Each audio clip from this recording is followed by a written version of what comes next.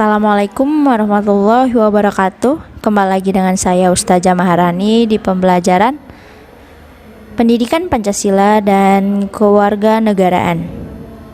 Sebelum kita memulai pembelajaran, ada baiknya kita mengucapkan Bismillahirrohmanirrohim dan berdoa semoga ilmu yang kita dapatkan hari ini bisa bermanfaat dan berguna untuk kita ke depannya.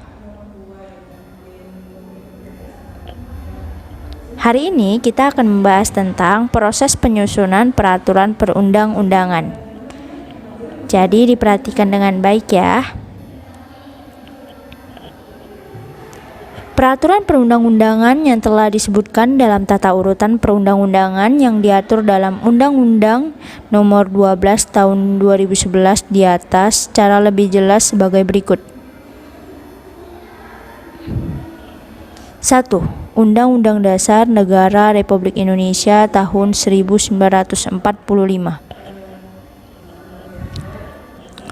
Undang-Undang Dasar Negara Republik Indonesia tahun 1945 merupakan hukum dasar dalam peraturan perundang-undangan. Sebagai hukum dasar, undang-undang mengikat setiap warga negara dan berisi norma dan ketentuan yang harus ditaati sebagai hukum dasar. Undang-Undang Dasar Negara Republik Indonesia tahun 1945 merupakan sumber hukum bagi peraturan perundang-undangan dan merupakan hukum tertinggi dalam tata urutan peraturan perundang-undangan di Indonesia. Secara historis, Undang-Undang Dasar Negara Republik Indonesia tahun 1945 disusun oleh Badan Penyelidik Usaha Persiapan Kemerdekaan Indonesia atau BPUPKI dan ditetapkan oleh Panitia Persiapan Kemerdekaan Indonesia atau PPKI pada tanggal 18 Agustus 1945. Majelis Permusyawaratan Rakyat berwenang mengubah dan menetapkan Undang-Undang Dasar sesuai amanat Pasal 3 Ayat 1 Undang-Undang Dasar Negara Republik Indonesia tahun 1945. Perubahan terhadap Undang-Undang Dasar Negara Republik Indonesia tahun 1945 sudah dilaksanakan sebanyak 4 kali perubahan. Perubahan ini dilakukan sebagai jawaban atas tuntutan reformasi dalam sistem pemerintahan di Indonesia. Tata cara perubahan undang-undang dapat ditegaskan dalam Pasal 37 Undang-Undang Dasar Negara Republik Indonesia tahun 1945 secara singkat sebagai berikut. 1. Usul perubahan pasal-pasal diajukan oleh sekurang-kurangnya sepertiga dari jumlah anggota MPR dan disampaikan secara tertulis yang memuat bagian yang diusulkan untuk diubah beserta alasannya. B. Sidang MPR untuk mengubah pasal-pasal dihadiri sekurang-kurangnya 2/3 anggota MPR. C. Putusan untuk mengubah disetujui oleh sekurang-kurangnya 50% ditambah dari 1 dari anggota MPR. D. Khusus mengenai bentuk Negara Kesatuan Republik Indonesia tidak dapat dilakukan perubahan. Nah, inilah dia tahapan-tahapan yang tadi Ustazah jelaskan, bisa dilihat di sini ada bagannya.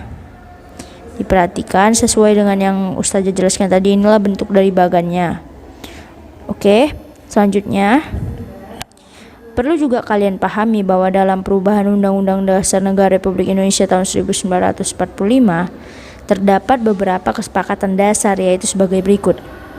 A. Tidak mengubah pembukaan Undang-Undang Dasar Negara Republik Indonesia tahun 1945. B. Tetap mempertahankan Negara Kesatuan Republik Indonesia.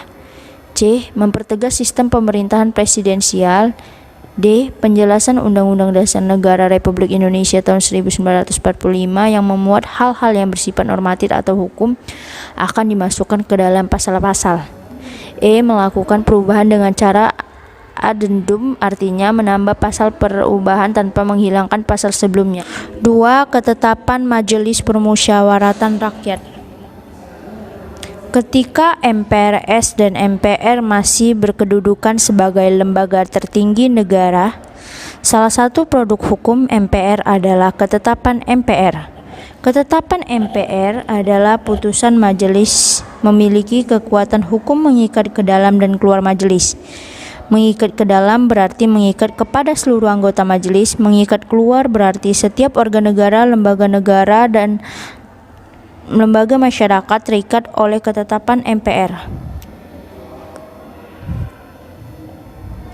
Pasal 4 Ketetapan MPR nomor 1/MPR 2003 mengatur ketetapan MPRS atau MPR yang dinyatakan tetap berlaku sampai dengan terbentuknya undang-undang sebagai berikut. A. Ketetapan MPRS RI nomor 29 MPRS 1966 tentang pengangkatan pahlawan Ampera.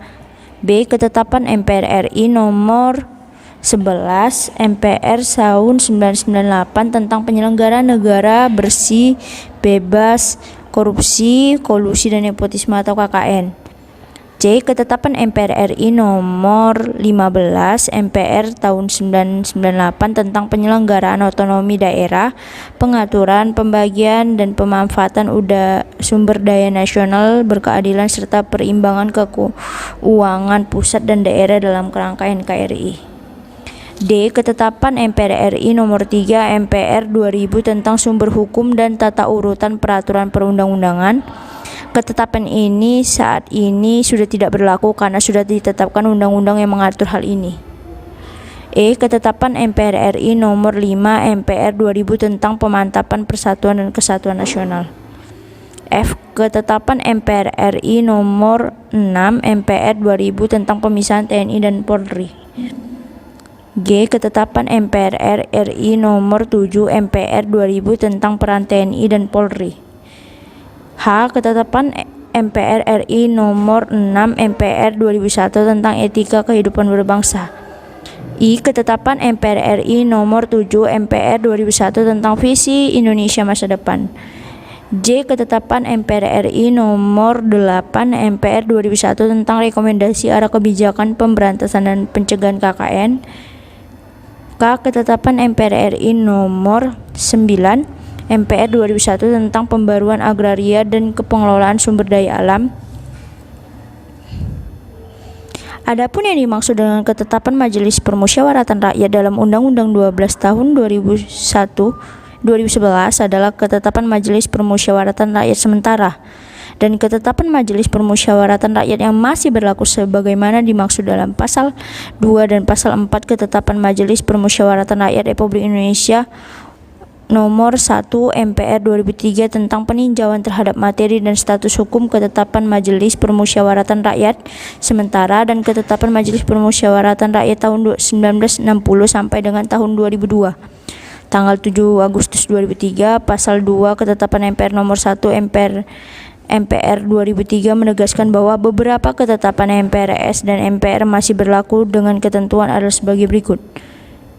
A. Ketentuan MPR RI nomor 25 MPRS 1966 tentang pembubaran Partai Komunis Indonesia atau PKI, pernyataan sebagai organisasi terlarang di seluruh wilayah NKRI bagi PKI, dan larangan setiap kegiatan untuk menyebarluaskan atau mengembangkan paham atau ajaran komunisme atau Marxisme Leninisme. B. Ketetapan MPRI nomor 16 tahun 1998 tentang politik ekonomi dalam rangka demokrasi ekonomi. E. Ketetapan MPR RI nomor 5 MPR 1999 tentang penentuan pendapat dan pendapat di Timur. Tugas setelah pembahasan tadi, Ustazah memberikan kalian tugas yaitu sebutkan wewenang MPR berdasarkan Undang-Undang Dasar 1945 dan jelaskan apa yang dimaksud MPR serta berapa jumlahnya. Selamat bekerja. Assalamualaikum warahmatullahi wabarakatuh.